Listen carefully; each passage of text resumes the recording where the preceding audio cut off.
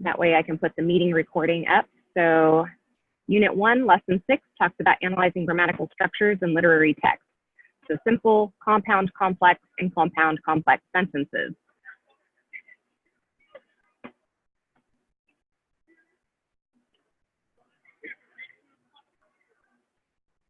Okay, so phrases, sentences, and clauses. What's the difference?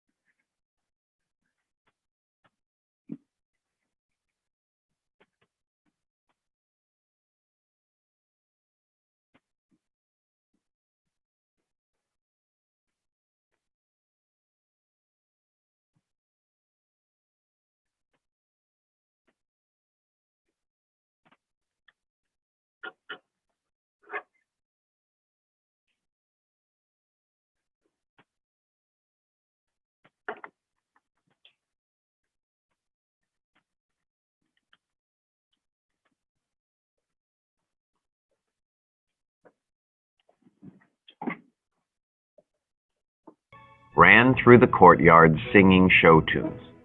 We're guessing something from Cats. Memories, da-na-na-na-na-na. Now what if we do something totally nutso and combine our noun phrase with our verb phrase? We get, the cat with the extraordinarily long tail ran through the courtyard singing show tunes. Now that is one cat we'd like to get to know a little better. However, there's one more tool we can use to make our sentence even better. A clause. Like Santa. Put those away, cat. Other kind of clause. A clause actually can contain both a subject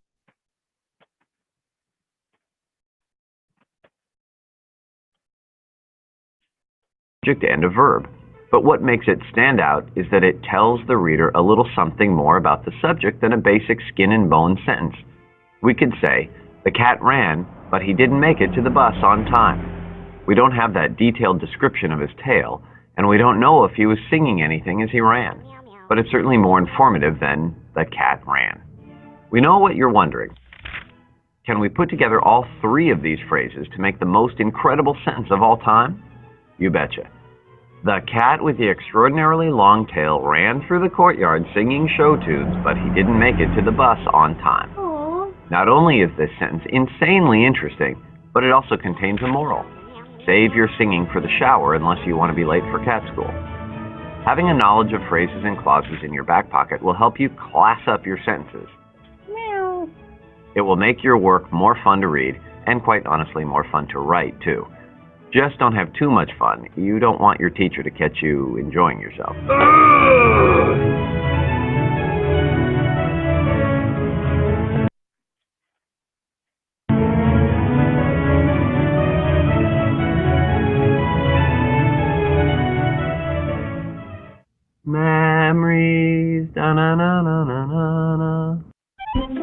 Subscribe to check out more equally.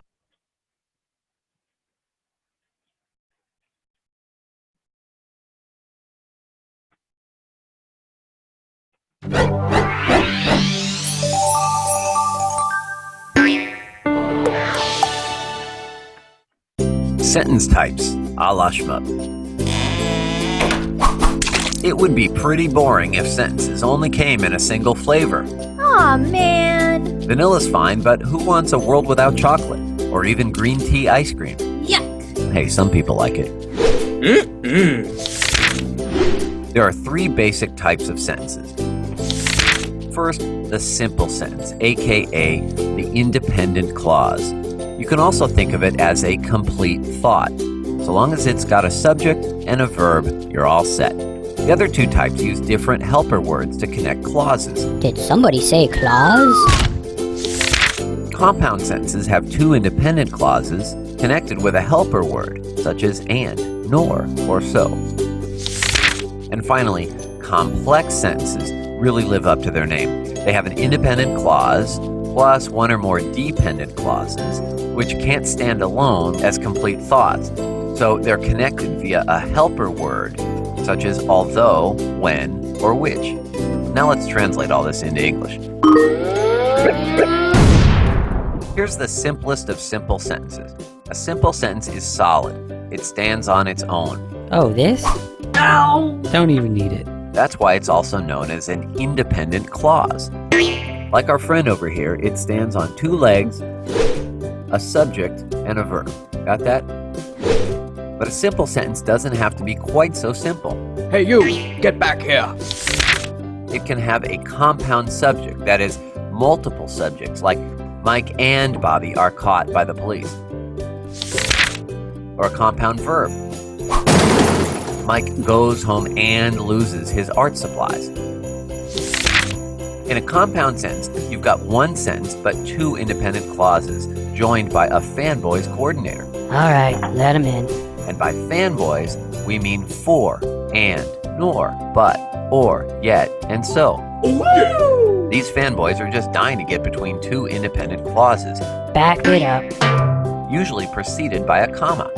For example, Bobby failed miserably to impress Lisa, yet he kept trying to impress Megan too. Aw, heck no. And then there's the complex sentences. That is, an independent clause joined to one or more dependent clauses. All right, that's it. Handcuffs? Seriously? They're joined by either a subordinator, such as because, after, although, or when, or a relative pronoun, like that, who, or which. For example, Mike took down his shrine to Susie, which took over a month to make. And one with two dependent clauses. Here we go. Although Susie thought Mike was sort of cute, she preferred someone who didn't literally worship her. Well, hello there. So there are three sentence types: simple, compound, and complex. A simple sentence is an independent clause with at least one subject and verb. A compound sentence is two independent clauses joined together by fanboys. And a complex sentence is one independent clause plus one or more dependent clauses joined by a subordinator or relative pronoun. Again? Really? Just remember that there's always got to be at least one independent clause in each sentence because somebody's got to stay independent here.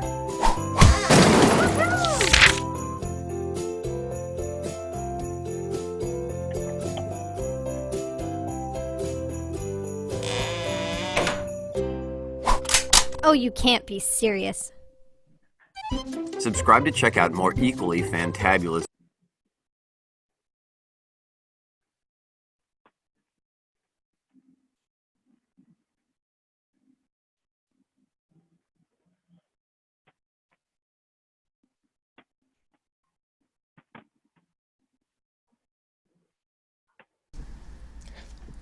Welcome to today's lesson, brought to you by Saved Learning. Today we're going to be looking at the characteristics of fiction and nonfiction.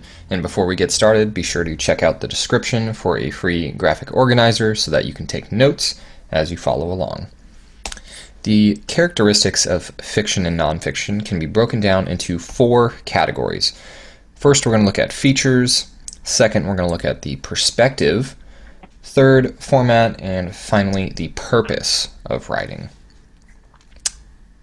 So first, we need to figure out how to remember what fiction and nonfiction stands for. And as we can see here, fiction is fake. It's made up. That's another way of thinking it. So one of the primary features is that it's going to be imaginary or made up. Fiction will also have characters, and those characters can be people or animals or even objects. You could have a talking chair, for instance, be a part of your story. There will also be a plot in fiction, and that plot will have a setting, a time and a place where the story takes place. There will be a conflict or a problem so that the characters have some sort of quest to go on, and that will eventually resolve itself. There will also be a theme or a lesson, some kind of takeaway from a work of fiction. Nonfiction, on the other hand, is true. And this is somewhat counterintuitive because it looks like it's not fake, right? So in other words, it's true. One of the primary features then is that it's based on real things. For example, real people, real events, or real or true ideas, maybe like a scientific idea.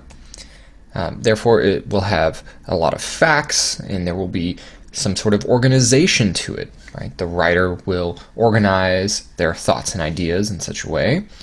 There will also be a style, a mood, and a tone in the writing, and these are like the personality of the writing that the author includes. Moving on to the perspective of fiction, there can be 2 perspectives, either that from the narrator or from a character. And we can think of a narrator as someone outside of the story, just telling us what's going on, or it could be from an actual character in the story, giving us the events from his or her perspective. Nonfiction, on the other hand, comes from the perspective of the author, or in other words, the person who wrote that work. Next, we have the format of fiction, and there are many, many formats. We're just going to look at a few of them today. The 2 most popular formats are going to be short stories and novels. Novels are just long stories, but you could also have a fairy tale or a fable, for instance. Right? Comic books are popular forms of fiction.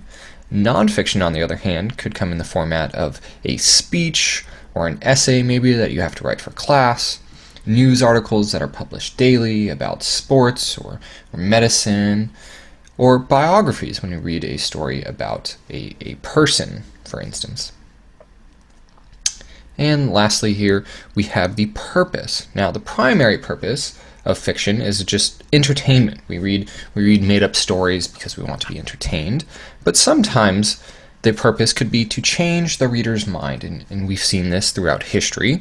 For example, when The Adventures of Huck Finn came out, was during a time of civil disobedience and just change, and in stories like this one were intended to change the hearts and minds of the people in America, to change their ways. Nonfiction, similarly, can have a purpose to entertain, right? We read nonfiction for entertainment, but we also read this to be informed, to get knowledge, to learn. Or people also write nonfiction to persuade, right? Perhaps when you want someone to buy something, you see advertisements for things. This is to persuade your audience. So now we're going to go into a short quiz here. We have 4 questions that we're going to go over and see if we can't determine whether they are fiction or nonfiction. And our first example here is a story about a talking turtle that races a hare. Our first clue is a story, but this is not enough information to tell us whether it's fiction or nonfiction, because a story could be a made-up imaginary story, but it could also be a true story, a story about yesterday when I went to the grocery store. That would be a true story. But when we see that this one is about a talking turtle, animals don't talk, And he's going on this race against a hare, so there's a plot there with animals for characters. Therefore, we know it is fiction. Our next example here is an article about traveling to another country. And articles are going to be a pretty strong indicator that this is going to be nonfiction, and especially when we see that the information that we're getting is about traveling to another country. Perhaps we're searching on the internet about traveling. We're going to want real information, true information, and therefore this would be nonfiction. Our third example is a novel about an underwater sea adventure. And again, our first clue is a novel, and a novel is a format of fiction. And we see that it's about an adventure. Adventure typically implies that there's going to be some characters going on a quest and learning things and growing, and therefore it's going to be fictionary, just made up, make-believe. Our last example here is an essay about the benefits of daily exercise. So essay, again, our first clue here is going to hint to us that this is going to be nonfiction. And when we see it's about the benefits of daily exercise, we're going to hope that it's giving us real information, true information, maybe so that we can perhaps be persuaded to start exercising more. And therefore, that would be nonfiction. So that concludes our quiz. Thank you so much for watching. Again, this lesson was brought to you courtesy of Sept Learning.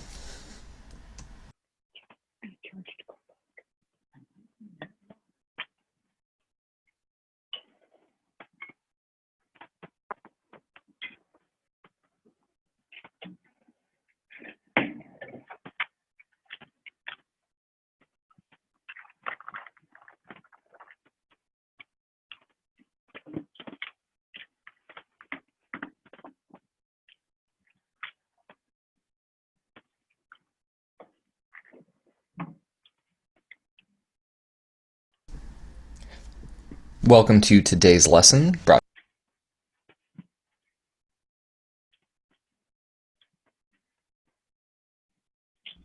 Hello, my name is Kylie, and welcome to Literary Genres, Fiction Part 1. Did you know there are over 12 different types of writing? In this video, you'll learn about the first 6 styles of literature that you can choose to read. Are you ready? Let's go!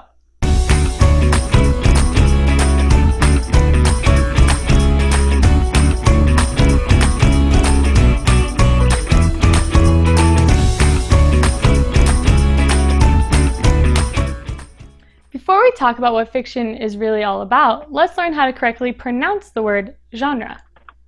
Is it genre, genre? It can be a little tricky. It is actually pronounced genre. It may seem a little odd, but it is pronounced this way because it comes from the French word spelled and pronounced the same way, genre. In French, it means style or type of something. So instead of asking, what type of book are you reading? You could ask, what genre is the book you are reading? Pretty fancy, huh? You may already know that the things you read can be grouped into 2 main categories. Things that are true or factual, and things that are made up in someone's imagination.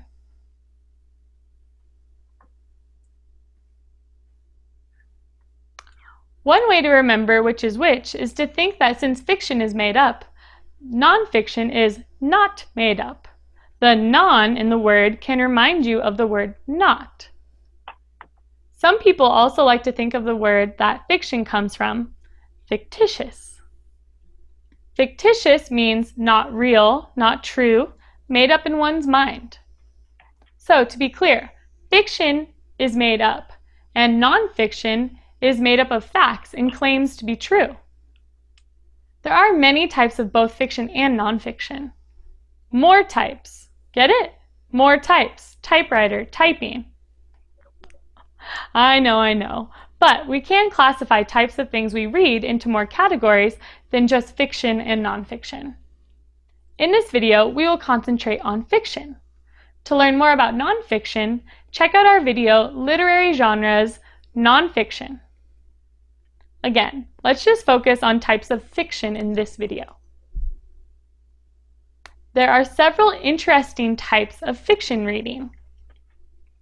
There's realistic fiction, fantasy fiction, science fiction, tall tale, myth, fable, folk tale, fairy tale, mystery, historical fiction, drama, and poetry.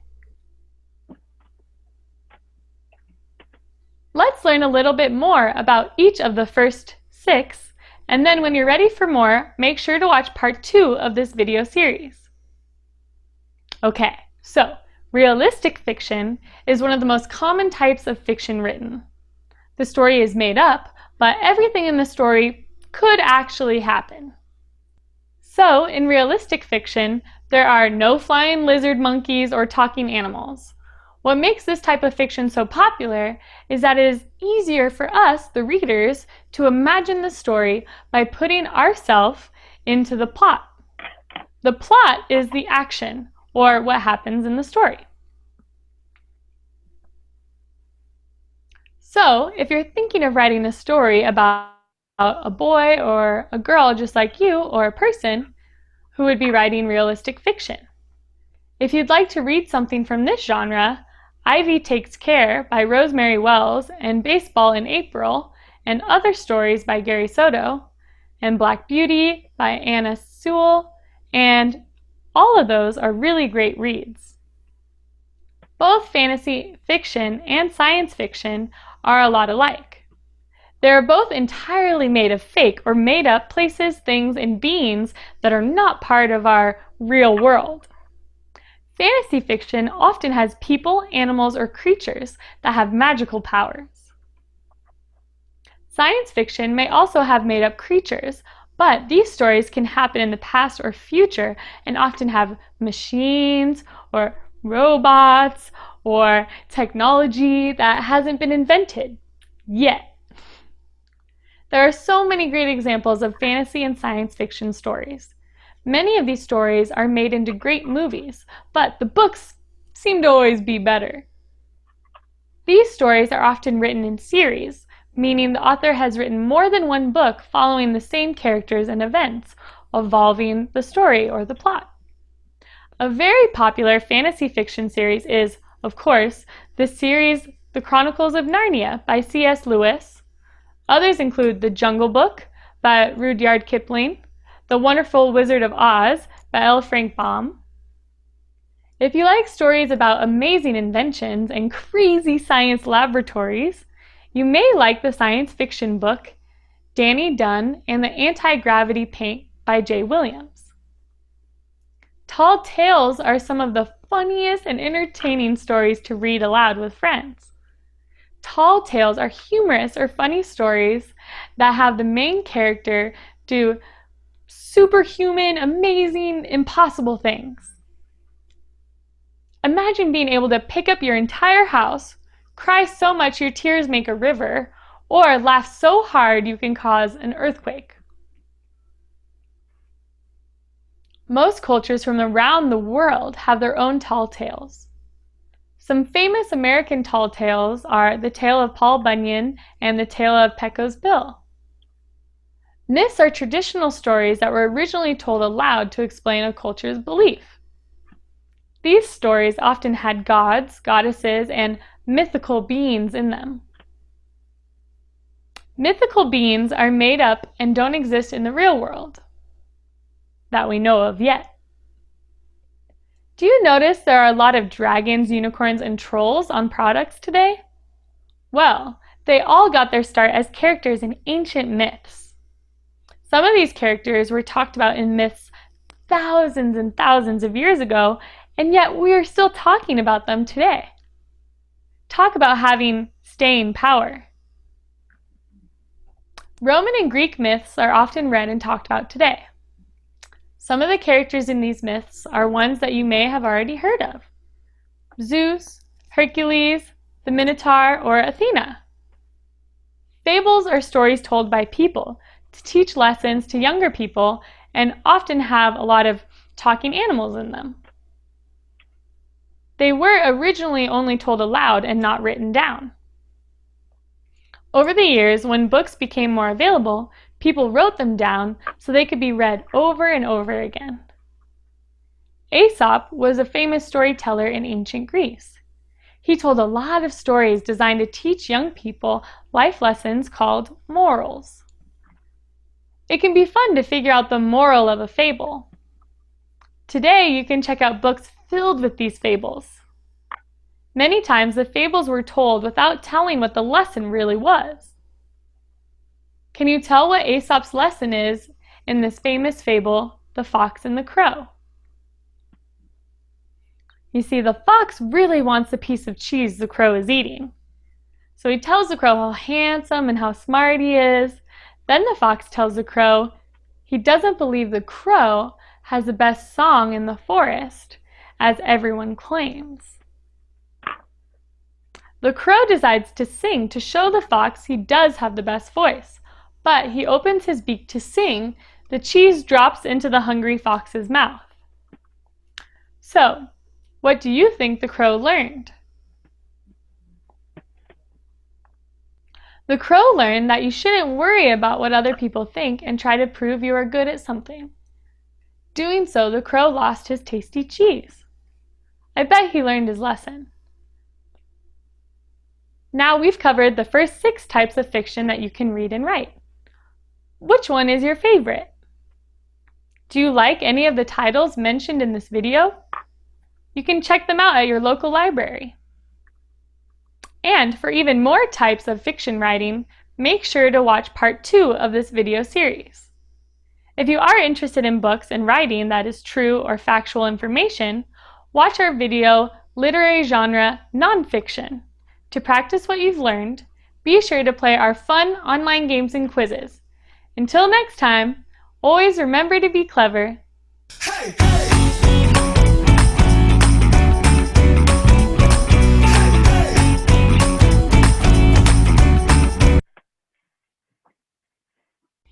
Hello, my name is Kylie, and welcome to Reading Literary Genre Part 2. In Part 1 of the video, we've learned about the difference between fiction and nonfiction writing, and we were introduced to the first 6 types of fiction writing. In this video, you'll learn about 6 more styles of literature you can choose to read. Let's go!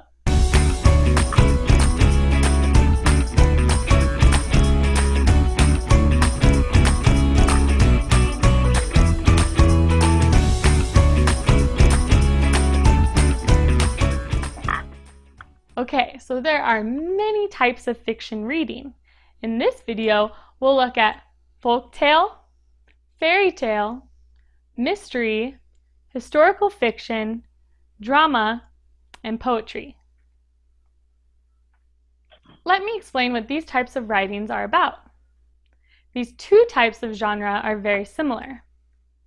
They both were stories told to entertain. Folktales were stories people told one another around a fire or at bedtime or at dinner. I know it's hard to believe, but there was a time when there was no tablets, laptops, televisions, or radios. Fairy tales are a specific kind of folk tale. Folk tales could tell the story of a local person doing a good deed, having a bad day, or getting a wonderful gift on their birthday. Fairy tales were a form of fantasy fiction and usually had fantastic beasts, fairies, witches, and other make-believe creatures. They often were meant to be scary and shocking. There are many famous examples of fairy tales. You may have read about Cinderella, The Little Mermaid, or Jack and the Beanstalk. Mysteries are stories that leave you in suspense and often ask, who done it? A mystery is usually all about some sort of crime and the people who are trying to solve it. It can also be about a missing item or even who planned a surprise party. Mysteries are fun to read because as a story happens, you can gather your own clues and try to predict or discover who did what. Here are several mysteries you may enjoy. The Mysteries of Sherlock Holmes by Sir Arthur Conan Doyle, adapted by Judith Conway. Chasing Vermeer by Blue Ballet. The Hardy Boys series by Franklin W. Dixon. and the Nancy Drew series by Carolyn Keene. Historical fiction takes us way back in time to a real historical event. Wait, what? Did I just say real? Yes, but there's a catch. The event from history itself is real, but most of the story, the people, and the small events are made up. Confusing? Yeah, it can be, but let me help. Think about an event from history. Let's say the American Revolutionary War in the late 1700s. Of course. It was definitely a real war and had many famous historical figures involved in it. George Washington comes to mind. An author who is writing a historical fiction piece may start with the true event and build a story around it. Let's say I take the George Washington's crossing the Delaware River with his troops, a real event, but I make up the story of Scott Townsley, a made-up person who made the boat he crossed in. I make up the boatmaker an exciting story to go with how he barely made the boat in time to help George Washington cross the Delaware River. You see, the story is partly true, with real details about George Washington, the Revolutionary War, and the Delaware River, but also has made-up or fictitious parts like Scott the boatmaker and his crazy adventure making the boat. A great story that shows this and happens to be about the Revolutionary War is Phoebe the Spy by Judith Barry Griffin. Other amazing works of historical fiction are Around the World in 80 Days by Jules Verne, The Call of the Wild by Jack London, and Heidi by Johannes Spiri. Here's an interesting thing that happens with some stories. Some stories start out as realistic fiction, then end up being historical fiction because of the passage of time. Remember the book Black Beauty we mentioned earlier?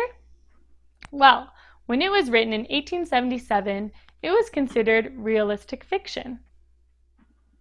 It's now been over 140 years since it's been written, putting the setting in the past. We now would consider it to be historical fiction. I wonder what books are being written right now that will be around to be thought of as historical fiction in 100 years or more. Drama is a made-up story written to be performed on a stage. This is also called a play. Dramas can be any of the type of fiction we have already discussed. One thing that makes drama different from other genres is that it includes directions for the actors and lists dialogue or words to be spoken. It looks very different from other types of writing. Take a look at a sample from a play about a garden in the city.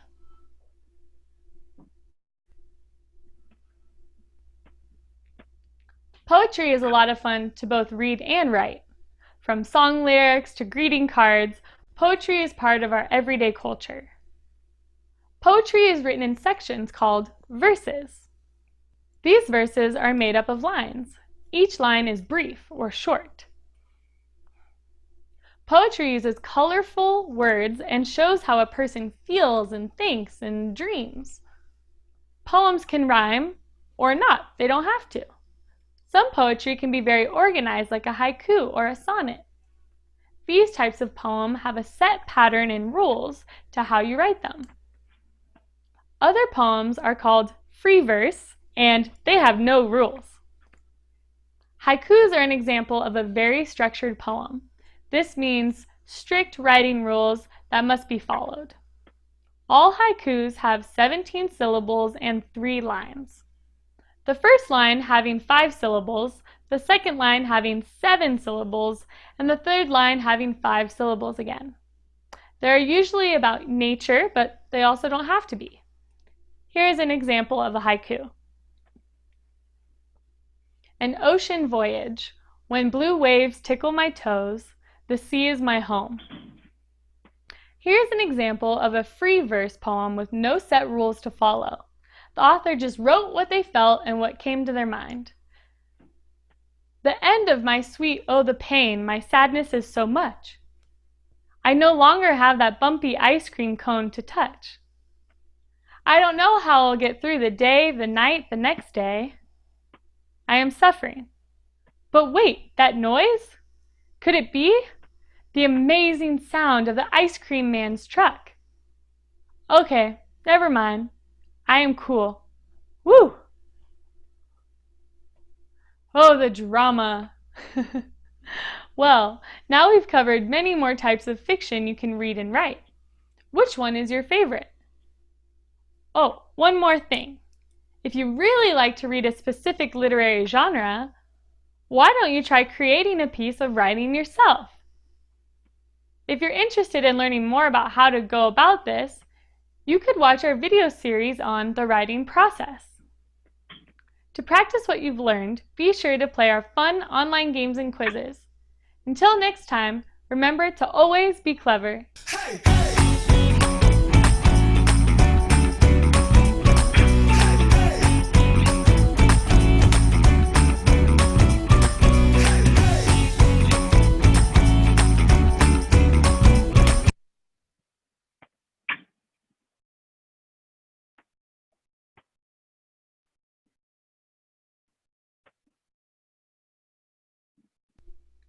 Hello, my name is Kylie, and welcome to Literary Genres Nonfiction.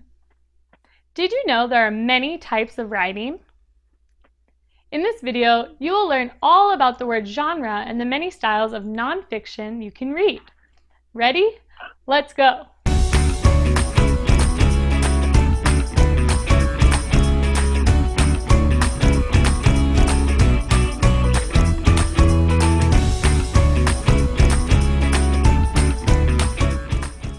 Before we get into what nonfiction is all about, let's make sure we understand how to correctly pronounce the word genre. Is it genre, genre? It can be a little tricky. So, it is pronounced genre. It may seem a little odd, but it is pronounced this way because it comes from the French word spelled and pronounced the same way, genre. In French, it means style or type of something. So instead of asking, what type of book are you reading, you would ask, what genre is the book you are reading?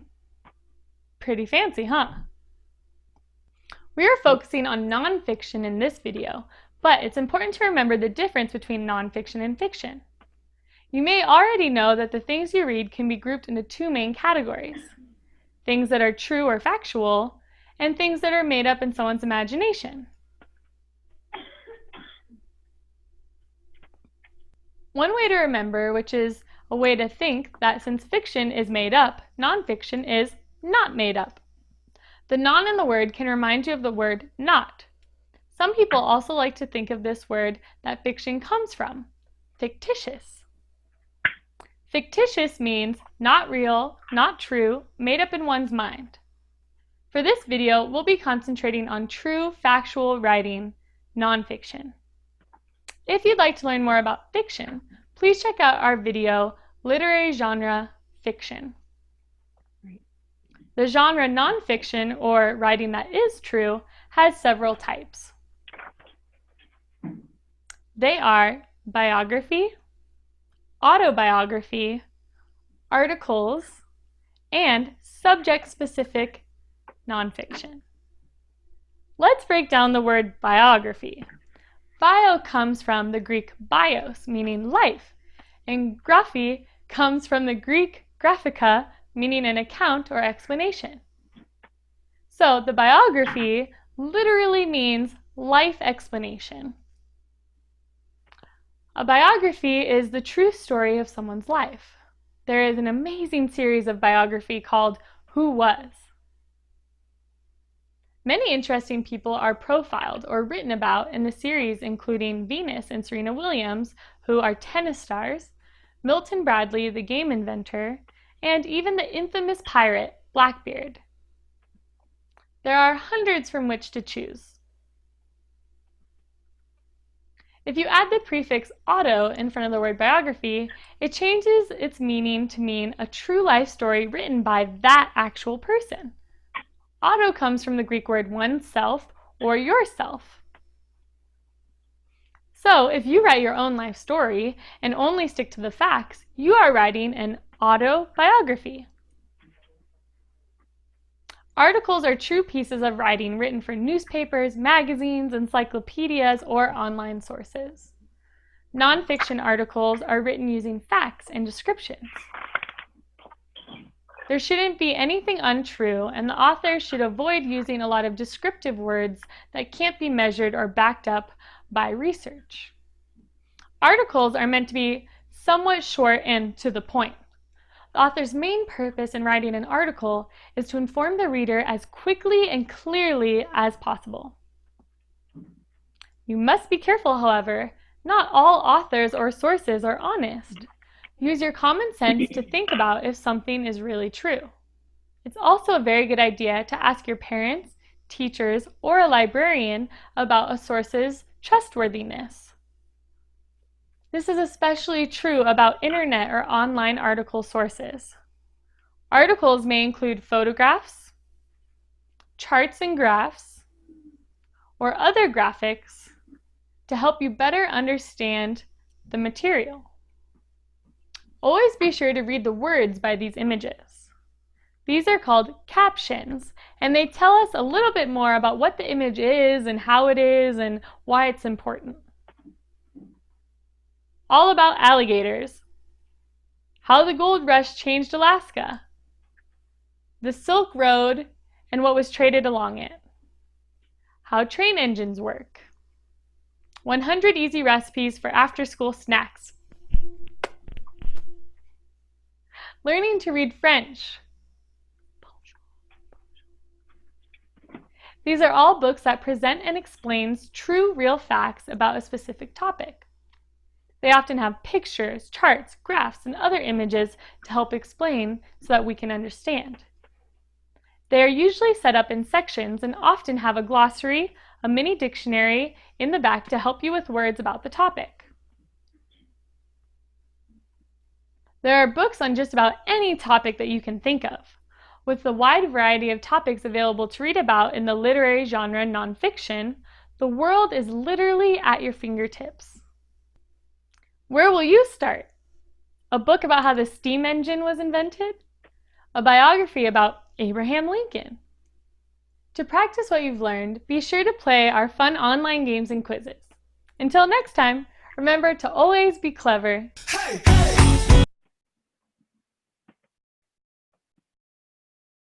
Sounds in special ways to express ideas.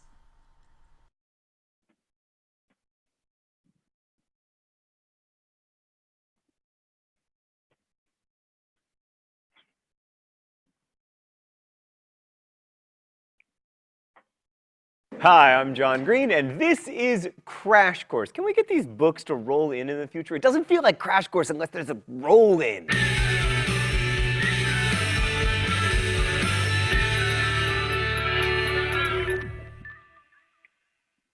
Today, before we begin our mini-series on reading and writing in English, we're going to discuss how to read and why. So if you watched our series on world history, you'll no doubt remember that writing and the ability to read it are so-called markers of civilization. Now that's a really problematic idea. I mean, for one thing, great stories can have great lives in the oral tradition, like one of my favorite books, Mules and Men by Zora Neale Hurston, was a collection of folklore that lived in the oral tradition until Zora Neale Hurston wrote it down. And the same can be said for another of my favorite books, The Odyssey. But we privilege reading and writing because they allow us to communicate directly and transparently with people who live very far away from us. And they also allow us to kind of hear the voices of the dead. I mean, I don't want to get all liberal artsy on you, but I do want to make this clear. For me, stories are about communication. We didn't invent grammar so that your life would be miserable in grade school as you attempted to learn what the Marquez of preposition is. By the way, on this program, I will be inserting names of my favorite writers when I would otherwise insert curse words. We invented grammar because without prepositions, we couldn't describe what it's like to fly through a cloud or jump over a puddle or Faulkner beneath the stars. Like right now, if I'm doing my job and you're doing your job, you aren't thinking about the fact that I'm contorting my mouth and tongue and vocal cords to create sounds that then exist as ideas in your brain. It's just happening. But if my language gets confusing, if I parle en français or incorrect word order use or ixpe, inye, igpe, atenle, then I erect a barrier between you and me. You and I, you and me. Writing, or at least good writing, is an outgrowth of that urge to use language to communicate complex ideas and experiences between people. And that's true whether you're reading Shakespeare or bad vampire fiction. Reading is always an act of empathy. It's always an imagining of what it's like to be someone else. So when Shakespeare uses iambic pentameter or Salinger uses a red hunting cap, they aren't doing this so that your English teachers will have something to torture you with. They're doing it, at least if they're doing it on purpose, so the story can have a bigger and better life in your mind. But for the record, the question of whether they're doing it on purpose is not a very interesting question. Oh, we're still doing open letters? An open letter to authorial intent. But first, let's see what's in the secret compartment today. Oh, it's a boat beating against the current, borne back ceaselessly into the past. Dear authorial intent, as an author, let me speak to you directly. You don't matter! Look, I'm not willing to go as far as the postmodernists and say that the author is dead, because that would make me very nervous. However, the author is not that important. Whether an author intended a symbolic resonance to exist in her book is irrelevant. All that matters is whether it's there, because the book does not exist for the benefit of the author. The book exists for the benefit of you. If we as readers can have a bigger and richer experience with the world as a result of reading a symbol, and that symbol wasn't intended by the author, we still win! Yes, inevitably, reading is a conversation between an author and a reader. But give yourself some power in that conversation, reader. Go out there and make a world! Best wishes, John Green. Here's the thing. It is extremely hard to get other people to feel what we are feeling. Like, you may have experienced this in your own life. Say my college girlfriend broke up with me, and she did. I want to explain what I'm feeling to my best friend in the entire world, so I say, I am completely obliterated. My heart is broken. In fact, my heart is shattered into 1,000,000 pieces. Right, so a few things are going on here. First, in excellent news, my heart has not been shattered into 1,000,000 pieces. It is pumping blood in precisely the same way that it did before the breakup. Secondly, in further good news, I am not totally obliterated. Total obliteration of me would look like this.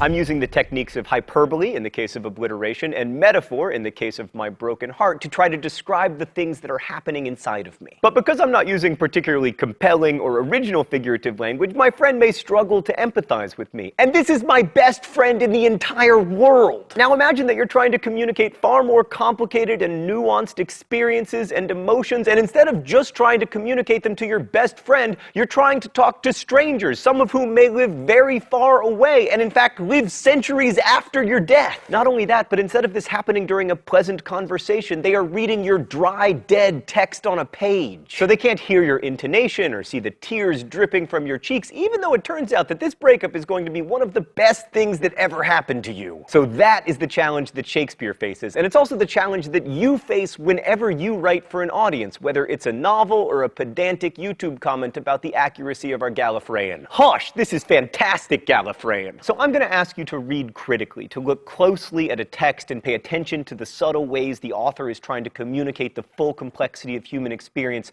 But I'm not asking you to go symbol hunting, because reading is supposed to be some treasure map in which you discover symbols, write them down, and then get an A in class. I'm asking you to read critically because by understanding language, you will, 1, have a fuller understanding of lives other than your own, which 2, will help you to be more empathetic, and thereby 3, help you to avoid getting dumped by that young woman in the first place. Although more importantly, 4, reading critically and attentively can give you the linguistic tools to share your own story with more precision. And that will help people to understand your joy and your heartbreak, yes, but it will also be helpful in many other ways, like when you are trying to convince the company to move forward with your 4th quarter strategy or whatever it is that people with real jobs do. Reading thoughtfully gives us better tools to explain corporate profits and broken hearts, and it also connects us to each other. The real reason the green light in The Great Gatsby is such a wonderful symbol is because we all know what it's like to be outside in the evening staring off into the distance at a future that may never be ours. We've all felt that stomach-churning mix of yearning and ambition that Gatsby feels as he stares out at that green light across the harbor. And by knowing what it's like to be Gatsby, we learn more about those around us, those who came before us,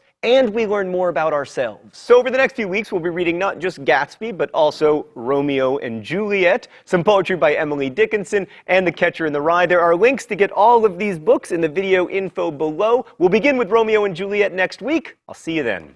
Crash Course is produced and directed by Stan Muller. Our script supervisor is Meredith Danko. The associate producer is Danica Johnson. The show is written by me, and our graphics team is Thought Bubble. If you have questions about today's video, you can leave them in comments, where they will be answered by our team of experts. And if you haven't already, read Romeo and Juliet. It's a very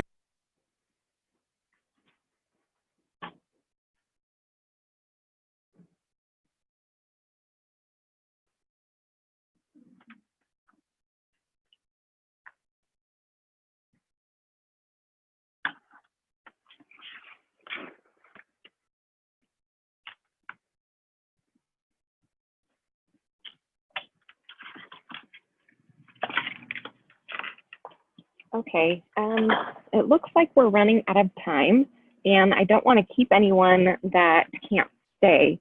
So I have taken roll. I will continue the video and continue the other elements. We're going to talk about elements of fictional text. And then we're going to talk about elements of nonfiction text. So like I mentioned before, I went and I put this slideshow on my website.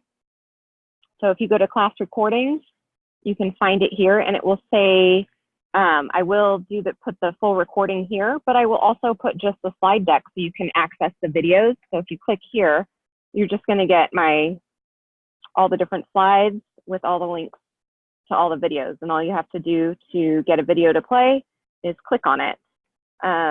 So you can rewatch some videos.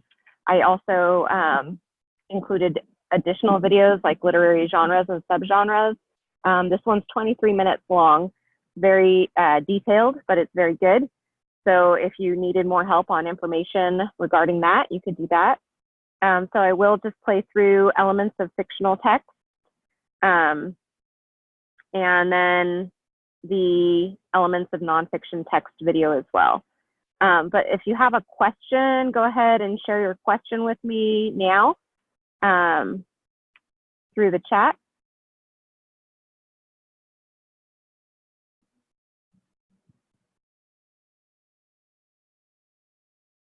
If you want to go, just say goodbye in the chat.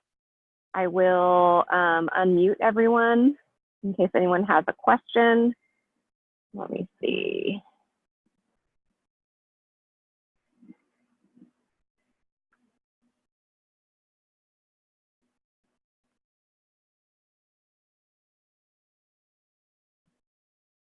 Okay. It looks like Joshua and Carl, are you going to stay or are you going to go?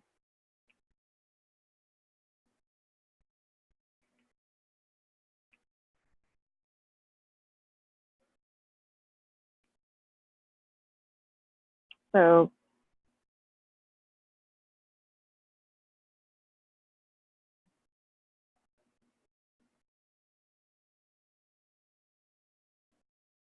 Carl, are you going to stay or are you going to go? Okay, I'm going to go ahead and start the video.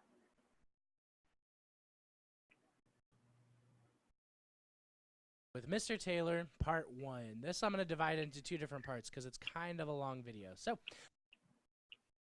of literature. These are the elements of a story, the different parts of every story. First, we're going to start off with setting. In our setting, we're going to need to answer 3 questions. Where, when, and what background information.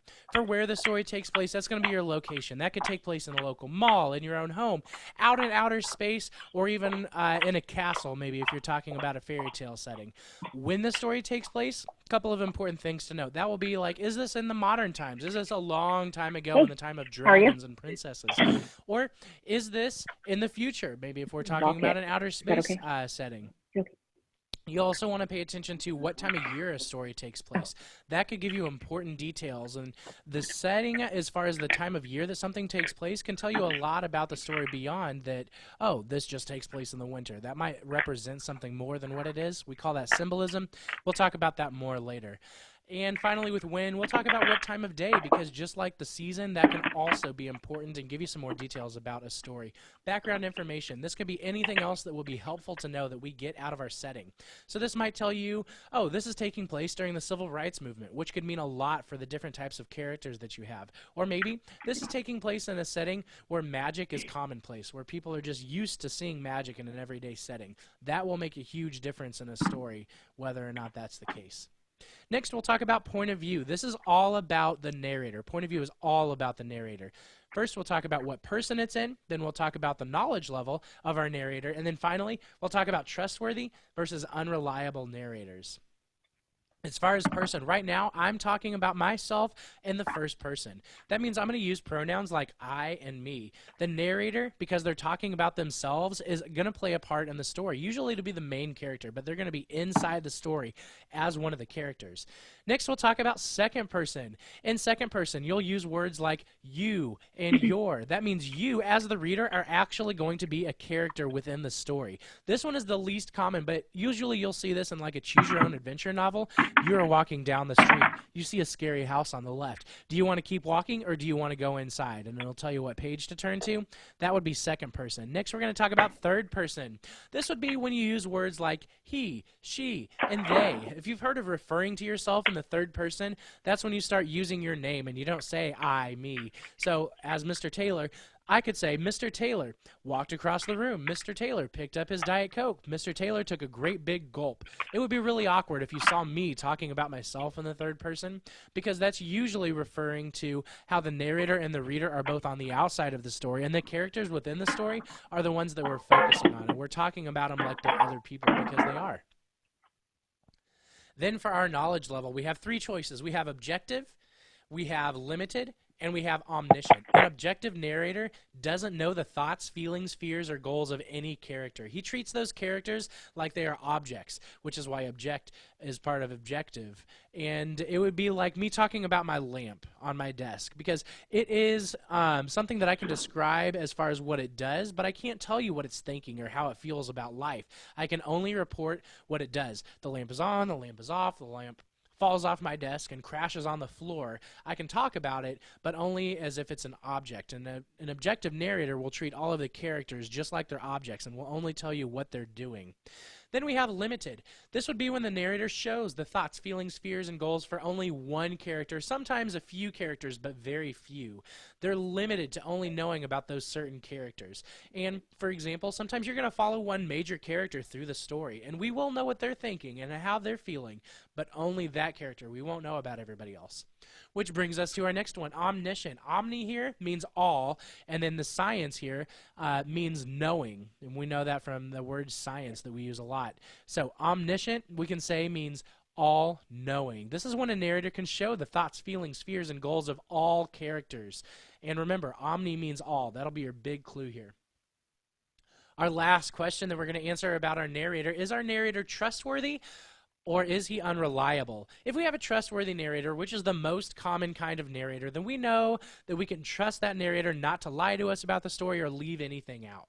Typically, we're just going to go ahead and trust our narrator. Sometimes, though, we will have an unreliable narrator. It's not very common, but sometimes that narrator leaves out important information, or they lie to us, or sometimes they're hallucinating or they're a little bit insane, and we can't trust that what they're saying to us as they tell the story is what's actually going on in that story. It's not very common, but be on the lookout for it, because sometimes that does come up. And then we're going to talk about mood and tone. Now, these are the two that are the easiest to confuse with each other. So think of a person giving a speech. The tone that they use in their voice will show how they feel about something. The mood is going to be the atmosphere in the room. If the tone is very angry, then sometimes the mood can be fearful because they're afraid of whoever is talking and yelling at them because that person is so mad. So think about it this way. Their tone is the way that they speak. So tone is the way that a narrator seems to feel about the story. And then the audience in the room feels a mood. The mood is the way that a typical reader would feel about the story.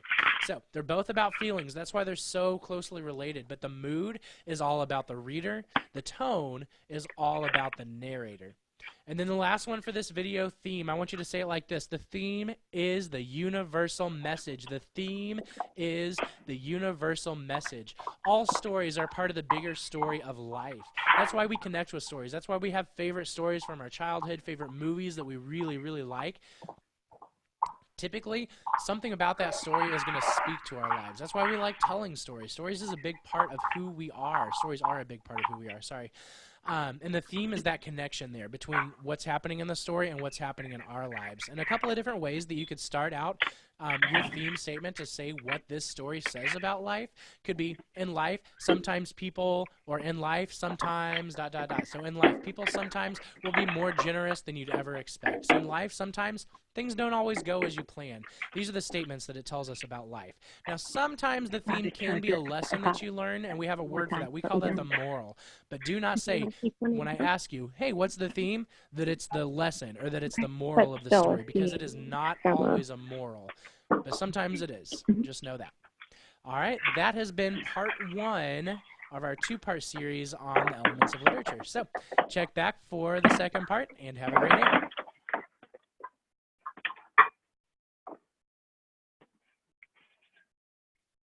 With Mr. Taylor, part 1. This I'm going to divide into 2 different parts because it's kind of a long. Of Literature Part 2 with Mr. Taylor. Make sure you check out the first part also because it's got some good information, but it's kind of a long video, so I went ahead and I divided this one into 2 different parts. Where we left off in the last video, we were talking about themes, so we will move on from there. Next, I want to talk about plotline. All stories have 5 plotline points. Now, sometimes in one story, you'll have a really, really short falling action and resolution. Sometimes in another story, those will be a lot longer, but you're always going to have that 5. Sometimes it may be, there might be a little bit more of a focus on some parts than in others. So here are 5 points. We'll start off with our introduction. We're going to call it the exposition. This is where we introduce the reader to the setting, the characters, and our introduction to our conflict. Usually our main conflict will get introduced here in the exposition. Sometimes if you talk about an action story, you might jump right in with our conflict from the very beginning. Sometimes with more of a romantic novel, you might have more focus on the characters and the setting before you really get into the conflict. It depends on the type of story. Sometimes it'll go one way, sometimes the other. But with that conflict, we're going to drive our way up to the rising action. This one is the largest part of a story. It can make up about 85% of the story, sometimes more, sometimes less. This is the part where conflicts are going to develop. You're always going to have more than one conflict, because if you just had one, that would be pretty boring. Here, you're going to have a few more, and this is where they really start to develop. Sometimes some of your smaller conflicts can get solved here just to keep us interested, but your main conflict that you have, that one is going to drive us up to our climax. This is a smaller one. This is the turning point for the main conflict. Sometimes at this point you'll know how that main conflict is going to be solved. Sometimes right here, this is where that conflict actually gets solved. So this is also going to be the most exciting, and an author can do things like use really short sentences and use really vivid verbs to really let you know that this is the most exciting part. Usually this is the part where we don't want to stop reading. We're going to keep turning those pages, or if we're watching a movie, we are really hooked in and we will be upset if someone comes to interrupt us. We'll have our main conflict if we're talking about like Cinderella. She gets her glass slipper and it actually fits on her foot. That will be the climax for this one, because that's when our conflict that she is oppressed and she's trapped and she wants to get away to another life, it doesn't actually get solved there, but we can tell how it's going to be solved. We can tell at that point when that slipper fits her foot that everything is going to turn out okay with her life, and we can know that it's going to happen because the prince is going to take her out of the bad situation that she's in. But if we talk about Sleeping Beauty, her main conflict is that she's been put under a curse, and she has been cursed that she's always going to be asleep. Well, when her Prince Charming comes and kisses her to wake her up, that does solve her problem, and that would be the climax there. When she gets that true love's kiss, her problem is solved there. So sometimes it's solved, sometimes you just know how it's going to be solved, but we're going to call it the turning point for the main conflict. That'll bring us down to our falling action. This is where things start to cool down. If there's still some conflicts going on, this is where those conflicts will start to get resolved, which is going to lead us to our very end, our resolution.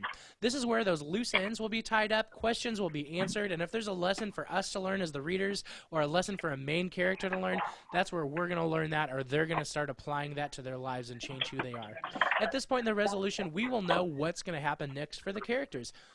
If we're talking a fairy tale, we can say, oh, and they lived happily ever after. Yeah, I know it's cheesy, but we'll know what's going to happen next for these characters. That's how we know that we have a resolution. So let's take a look at the plot line, zoomed out a little bit.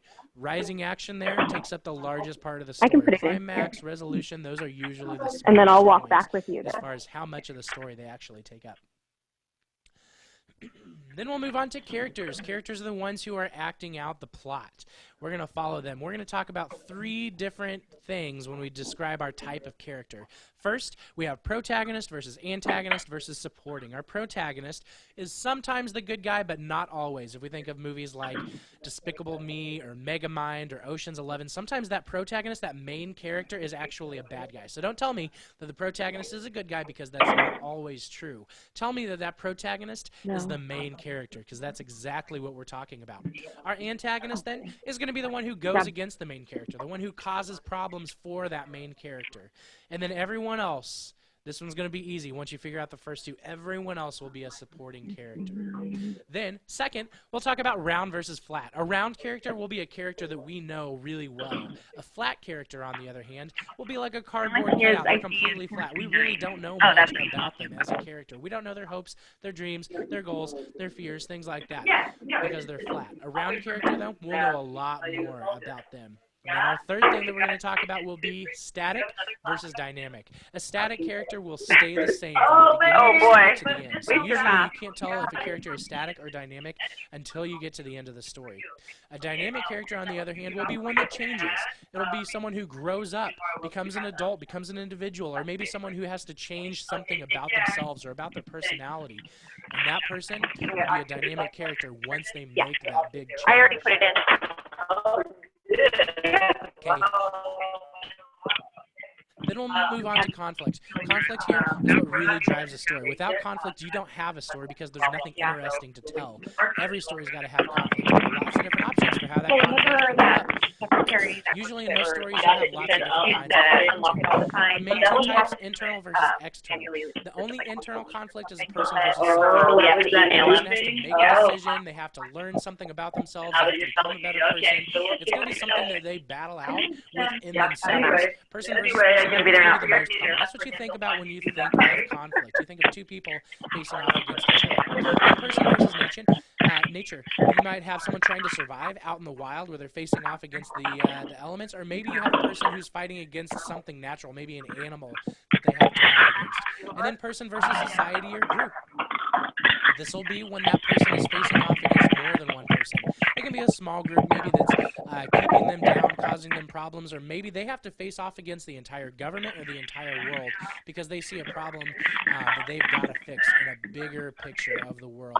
And then we can have supernatural, person versus supernatural. This is when someone is going to fight against something that has more power or a different kind of power that they have. So this could be like a person fighting against a ghost or a monster, something that would not occur just normally in nature. Finally, we have person versus destiny or fate. In this story, a person is going to know what their destiny is, or sometimes it'll be haunting them and they kind of get hints of what it is if they don't actually know what their story is going to end up as. And that character can either be fighting to get to that point, fighting to get to their destiny, to realize all the things that they've been living for, or that person might be trying to fight against it. Maybe they don't like where their destiny or their fate is leading them, and they're trying to fight against that for the whole story.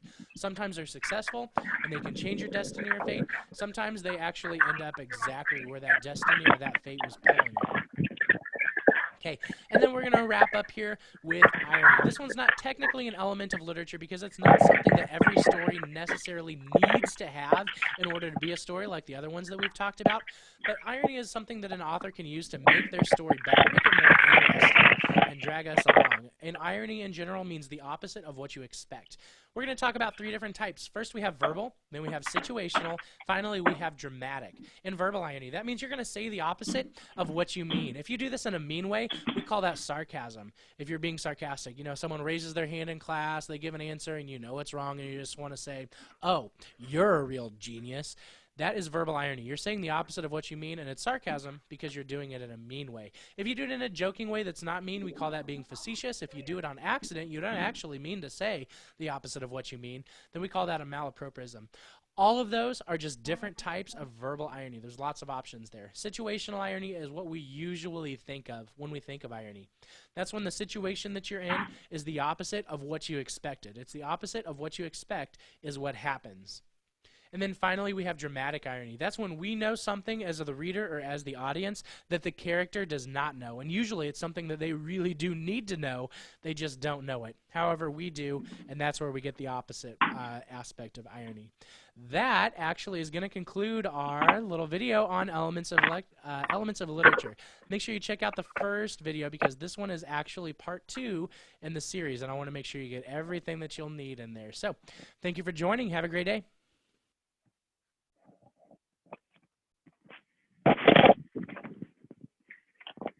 So I'm going to have you go ahead and just watch the last video on your own. I'm not going to put it in the recording because the recording is super duper long, but the last video, which talks about elements of nonfiction.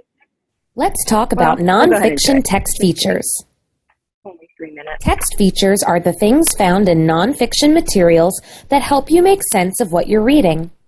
These text features can also help you decide which pieces of information are the most helpful to you. Titles are usually located at the top of the page or front cover. They tell you what the book, article, or chapter is called. Some books and articles have subtitles. The subtitle gives more information about the title. The beginning of a nonfiction book or article often has a table of contents. The table of contents tells you on what page each chapter or section begins. Nonfiction materials use lots of tools to share information.